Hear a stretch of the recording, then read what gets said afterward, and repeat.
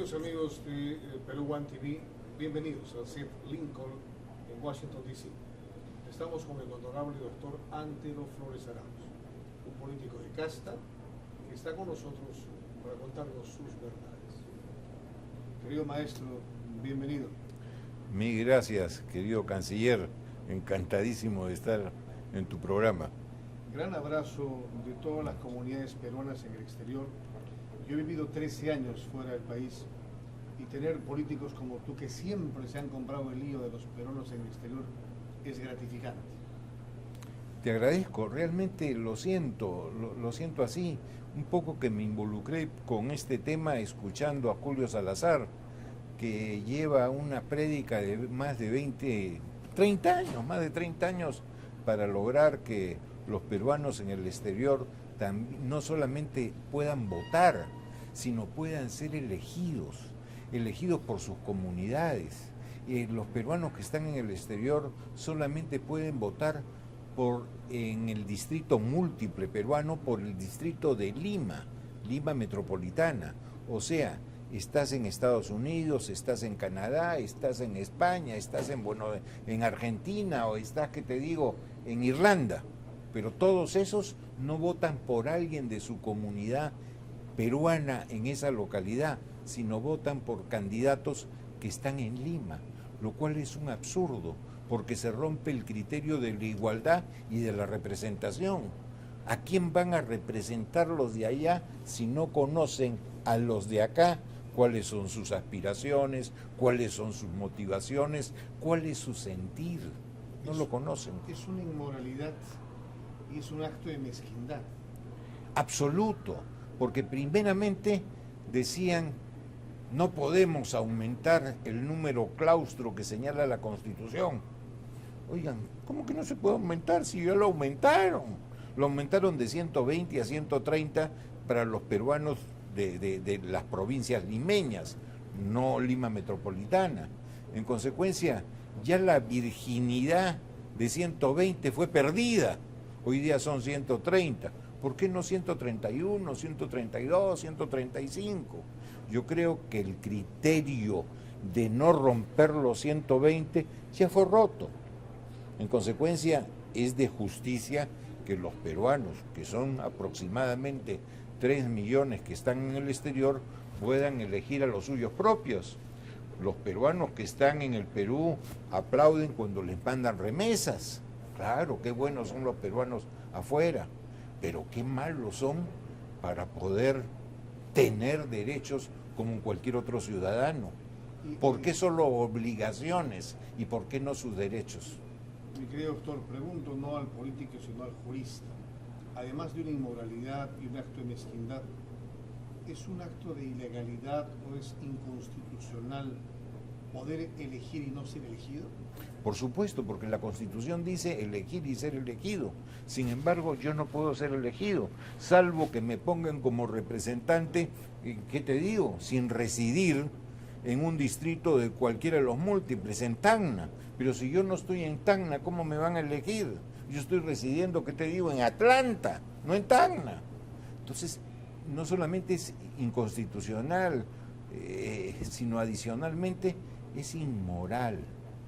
Y entonces tienes un ciudadano capiti diminutio, disminuido en sus atributos, en sus derechos, en sus necesidades, ¿no? Dolido. Muy dolido, ¿no? Despreciado. Muy dolido. Y encima, cuando por la crisis que se está viviendo en este mundo globalizado, tenemos que los países que fueron tradicionalmente buenos anfitriones para la migración que recibían, cuando hay la crisis económica, tienen que ayudar a sus nacionales. Entonces le comienzan a poner 1001 traba a los nacionales de otros países para los efectos de su residencia, permisos de trabajo, etcétera. Los comienzan a empujar para que se vayan. Entonces, su país no les da el trato debido, y el país en que los alojó hoy día los está empujando para que se vayan. Oigan, No podemos dejar como parias internacionales a esta gente que tiene sentimientos, que tiene vivencias, que tiene familia, que siente como uno, que tiene igual felicidades como tiene también tristezas, pero que hoy día la tristeza es generalizada porque sienten que no se les acoge debidamente y por otro lado se les expulsa indebidamente. El doctor Antero Flores Arauz no solamente ha sido presidente del Congreso, eminente congresista, sino ministro de Defensa y además embajador del Perú ante la OEA. Es decir, has estado, querido maestro, en Washington, viviendo en Washington. Sí. ¿Qué tal Washington? Bueno, fue una gran experiencia, sobre todo que comenzamos a hacer lo que se ha llamado la revolución del sistema interamericano de derechos humanos, en que tenían derechos normalmente los denunciantes, pero los estados no tenían derecho. No tenían prácticamente derecho a la defensa. Siempre se consideraba que los estados eran los que transgredían derechos humanos. No se reconocía las transgresiones que tenían entidades como organizaciones como por ejemplo el MRTA o Sendero Luminoso, etcétera. Entonces ha sido una tarea y un trajín de varios años para comenzar a determinar que los países también tienen derecho a la defensa y al debido proceso. Inconcebible. Inconcebible, pero... Los terroristas tienen derechos así y es. Los estados democráticos no. Más aún, ordenándose en la Corte Interamericana indemnizaciones multimillonarias con estándares que no son los de cada país. Y tú comprenderás que una indemnización de $1 millón, por ejemplo, a Brasil le hace cosquillas, pero el mismo $1 millón a Haití lo quiebra. Entonces, hay que hacer una serie de transformaciones, como por ejemplo, para que las medidas cautelares solamente la dé la Corte Interamericana, no la Comisión, para que los estándares indemnizatorios no sean los internacionales, sino los nacionales, y quizás que puedas transferir el cuánto de la reparación económica o indemnizatoria a cada judicatura de los respectivos países. Pero necesitamos cambios que hagan más justo y más llevadero este sistema interamericano, que hay que protegerlo, sí, pero que hay que hacerlo justo. En poco tiempo habrá una resolución de la Corte Interamericana que favorezca a una terrorista y que el Estado peruano deba indemnizarla con $2 millones. Figúrate tú, qué sentimiento tan extraño el que sentimos, que por un lado tengas niños que siguen estudiando en lugar de tener carpetas sobre ladrillos, con a veces escuelas públicas que cae la lluvia a través de las calaminas que ya están con huecos, o que tienes niños que están en escuelas que las ventanas no tienen lunas, que tienen niños a los que no les llega el desayuno escolar, y sin embargo tengas que estar pagando cuantiosísimas indemnizaciones fuera de tu estándar nacional a personas que son convictas y confesas de terrorismo. Realmente inconcebible. Querido maestro, el Perú atraviesa una época de bonanza. Este año la constitución del presidente Fujimori cumple 20 años y la de Víctor Raúl Leguía de la Torre solo llegó a 14 años. ¿Hay que revisar el concepto del rol histórico del presidente Fujimori? Mira, los que estuvimos en el Congreso de 1990 y fuimos expulsados por Fujimori y luego regresamos porque hicimos una transacción. La transacción fue política, se hizo transacción en Bahamas y fruto de esa transacción entre gobierno y oposición en Bahamas, en la OEA, y yo presidí la delegación de la oposición peruana, se llegó a establecer y a convocar la constituyente del 92 y que fue fruto de ella la constitución del 93, con sus defectos, con sus aciertos, pero oye, hemos caminado con ella un buen trecho de años y hemos caminado con ella para bien. Que puedas hacerle determinados ajustes, sí. Que puedas incorporar el Senado, sí. Que puedas aumentar el número de parlamentarios, sí. Que puedas mejorar el sistema del Tribunal Constitucional, etcétera, para que no se convierta en una institución que ha hecho sede y pabilo, la institución de la cosa juzgada, también, pero tienes que hacer algunas reformas parciales, pero hacer un cambio total de constitución sería francamente de locura. Los países, cuando tienen un momento constitucional, se paraliza toda la inversión en espera de qué pasará en la Constitución. Y la verdad, como dice el refrán que tú también conoces por tu estada de estudiante que tuviste en España, la Lola no está para tafetanes. Es una buena constitución. Bastante razonable. Y tiene un buen capítulo económico. ¿Tú fuiste constituyente? Sí, claro. Tú eres uno de los padres de la Constitución. Espero no padrastro. Creo que también hay cosas malas. Tenía un criterio muy autoritario en ciertas cosas, pero han ido haciéndose cosas que la han ido modificando. Se han modificado para la edad del voto militar y policial. La primera reforma tuvo que ver con el tema del derecho de rectificación con la prensa, no sé si tú te acuerdas, y el habeas data, y esa fue la primera reforma que sufrió esta Constitución, fue hecha por mí. Bueno, la Constitución de Estados Unidos es una sola, ¿no? Así es, con algunas enmiendas, pocas por cierto. Entonces, esta idea que tienen algunos de estar cambiándose la Constitución como si fuera calzoncillo, yo no estoy de acuerdo. ¿Calzoncillo? Sí, se la quieren cambiar todos los días. Querido maestro, hablando de tu vida, yo tengo verdadera admiración y envidia por tu carácter. Y lo digo siempre y lo pregono. Los políticos siempre estamos estresados, pero tú no.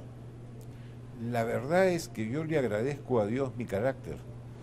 Uno puede tratar de que las cosas mejoren, rectificar las que están malas, pero las que no puedes modificar porque no está en tu posibilidad hacerlo, bueno, pues tienes que cargar con ellas y ponle buena cara. Estamos con el doctor Antero Flores Arauz, honorable político en el set Lincoln, en Washington, D.C., para Perú One TV. Querido maestro, has fundado el partido Orden. Ya tienes las firmas. Hace tiempo, nos ha costado sangre, sudor y lágrimas, como se dice. Presentamos más de 500.000 firmas, validaron las que eran requeridas, que eran alrededor de 150.000, validaron los comités. Hemos tenido la semana antepasada nuestra presentación en el Jurado Nacional de Elecciones para la última audiencia sobre nuestra inscripción y estamos a la espera de que salga la resolución que nos valida como partido político después de un trabajo intenso de 5 años. 5 años. ¿Por qué esta aventura? Más que aventura, yo creo que es una responsabilidad cívica. Yo salí del PPC, me vi obligado a salir del que fue mi único partido en el que he estado en mi vida, porque no se me permitió discrepar, fui acusado de infraterno por discrepar, pero en fin, eso era una camarilla de unas cuantas personas. Lo importante es que la mayoría de gente del partido yo le tengo mucho aprecio y mucha consideración, pero como yo no me voy a jubilar y tampoco tengo que ir a un partido diferente del que fue mi pensamiento, preferí con algunas otras personas fundar este partido que se llama Orden y un poco acogiendo en nuestra mente y en nuestro corazón lo que la gente quiere en el Perú. Quiere orden, no un orden autoritario, autocrático, no, un orden en democracia. Que la gente antes de exigir la ejecución de sus derechos cumpla con sus deberes y obligaciones. Exijamos al ciudadano que sea un buen ciudadano para que luego ejerza sus derechos, pero que no solamente sea como lo que dicen todos, mis derechos. Viejito, ¿cuáles son tus responsabilidades? ¿Cómo es tu pago de impuestos? ¿Cómo es tu obligación cívica frente a tu vecindario, frente a tu ciudad, frente a tu provincia o departamento y región? retomando una frase española, ¿cuándo va a parir Paula? Se supone que Paula, al que llamaríamos Jurado Nacional de Elecciones, debe parir esta criatura dentro de un par de semanas, calculo. Es decir, el 28 de julio ya tenemos partido nuevo. Lejos. ¿Y cómo va a ser el lanzamiento de Orden? Mira, lanzamiento no ha habido necesidad y no habrá necesidad de hacerlo. Vivimos en una sociedad mediática. Sí, pero durante todo este tiempo hemos estado en la calle, hemos estado en la noticia, hemos estado con pronunciamientos, hemos estado con actividades, tenemos comités provinciales que están actuando en más de 80 provincias ya del Perú. En consecuencia, ya estamos actuando, no necesitamos anunciar que la criatura nace. La criatura, antes de su partida de nacimiento, ya latía, ya respiraba. El embarazo ya lo anunciaron. Así es, así es. Y vienen las elecciones municipales y regionales. Y vienen elecciones complementarias en Lima este noviembre. En las complementarias de Lima no vamos a participar. No tiene ningún sentido. Y yo quisiera, te soy franco, que no hubieran elecciones estas complementarias. Pero habrá, es un absurdo, pero en fin, habrá que modificar esta ley para que en el futuro no se produzcan casos como los que hemos vivido. El próximo año sí van a postular. Nosotros tenemos, yo creo que los partidos no solamente tienen que tener una aspiración de participación política, no solamente es cuestión de vocación, yo creo que es un deber el de participar. Tú no estás haciendo un club de amigos, tú no estás haciendo una asociación de politólogos, tú no estás haciendo una cuestión académica, tú estás haciendo un partido que significa actuación permanente y no selectiva. Bueno, y frente a eso, en Orden, ¿qué región del país le resulta atractiva, sugerente? Hablo de primacías, prevalencia. La verdad que todas, y le vamos a poner mucho empeño en el sur, sobre todo en que hay muchas personas que creen que la economía del país debe ser una economía beneficente. Nosotros queremos que la gente llegue a ser el capitalismo popular, que la gente se esfuerce, que la gente luche por lo suyo y que no espere siempre qué le va a dar el Estado. Queremos cambiar, transformar esa mentalidad pedigüeña por mentalidad aportante. Acá estoy para aportar a mi país. Y ahí están los emprendedores. Así es. Así es. Cuantiosos emprendedores se han sacado adelante, pero... Y lo siguen sacando. ¿Y de dónde provienen? ¿Acaso son capitalinos que vinieron sus antepasados de la colonia? No, señor. Han venido de provincias. Huancavelica y Ayacucho Puro. De todos lados. De todos lados. Y se van afincando en sitios determinados. Yo hace unas semanas estuve en la celebración, por ejemplo, de los chacasinos, el 50 aniversario de Chacas. Impresionante. ¿Y qué tal espíritu emprendedor? ¿Y qué tal espíritu de ayuda y solidaridad mutua? ¿Orden es de izquierda o de derecha? Yo te diría que estas cosas de si es izquierda o si es derecha ya son más que parecen brújulas o cuestión geométrica. Somos, yo creo que desfasados. Hoy día en este mundo globalizado, la direccionalidad es una direccionalidad democrática en que necesitas una economía de mercado que pueda ser regulado cuando cuando hay un desbalance entre oferta y demanda, lo que se llama la economía que manda la Constitución, economía social de mercado. Yo soy, si nos ponemos en un plan geográfico, soy de centro. Creo que las izquierdas tienen mucho que aportar, pero las derechas también. Y ambas están migrando hacia un centro en que este mundo, con una prácticamente sola direccionalidad, ha acreditado que los socialismos a nada conducen, que el capitalismo de antaño y de esa derecha achorada y dura, tampoco.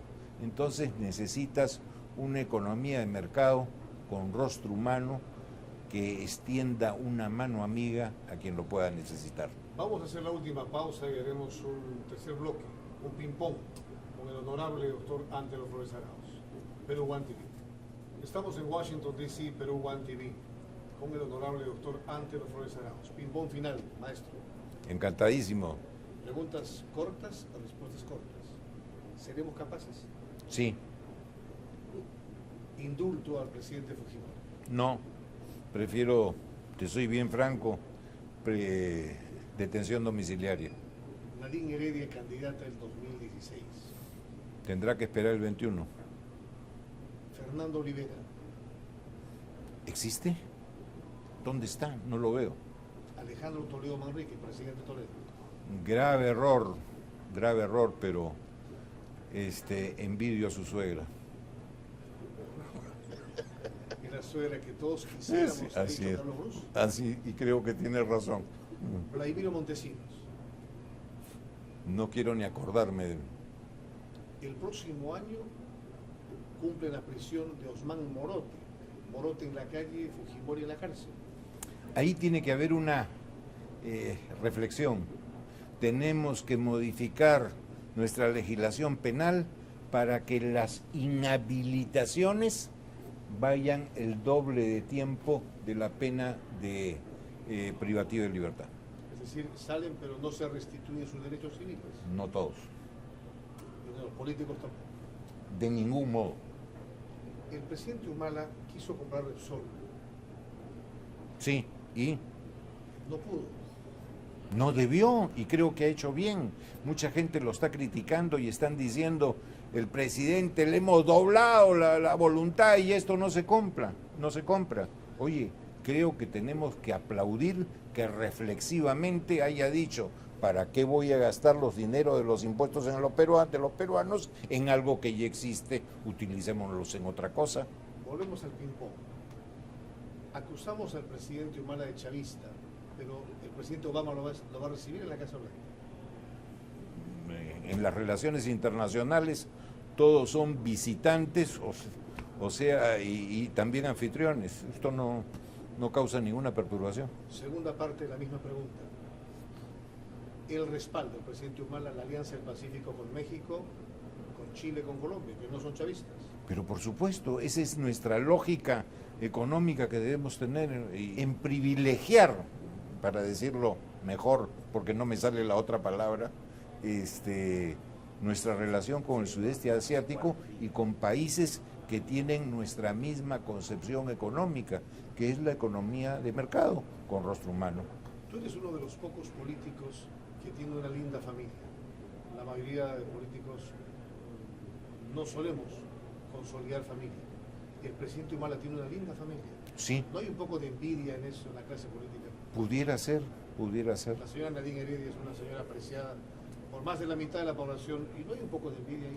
Mira, puede ser. Yo estoy dentro de los que la aplauden. A mí me cae muy bien. He conversado con el embajador Harold Forsyth y le he dicho, y él ha sentido con alegría, que ahora en el encuentro del presidente Obama con el presidente Humala se van a encontrar dos familias exitosas. La señora Michelle Obama es apreciada en Estados Unidos y la señora Heredia es apreciada en Perú, y tienen lindos hijos. Son dos buenos ejemplos de familia. Sin ninguna duda. Y hay que rogarle a Dios que se conserven. Frente al proceso que vivimos de la globalización, tienes una teoría de la globalización tripartita. ¿Tú crees que China, Estados Unidos y Rusia son los que mandan en el mundo y que Europa, la Unión Europea, ahí afuera? Sí, ha ido decayendo y seguirá decayendo, ¿no? El mundo está en constante evolución y esa evolución te lleva a que los círculos de poder se hayan diversificado. Hoy día tienes 3 círculos importantes y lógicamente el mundo va cambiando, nada es estático. ¿Vas a postular el año 2016 a la presidencia? Pero pretendo hacerlo, por supuesto, si ya Dios me da. ¿Ya tienes el partido? Necesito partido, votos y plata para la campaña. Y si con esto último puedes ayudar, te lo agradezco. ¿Lo de los votos?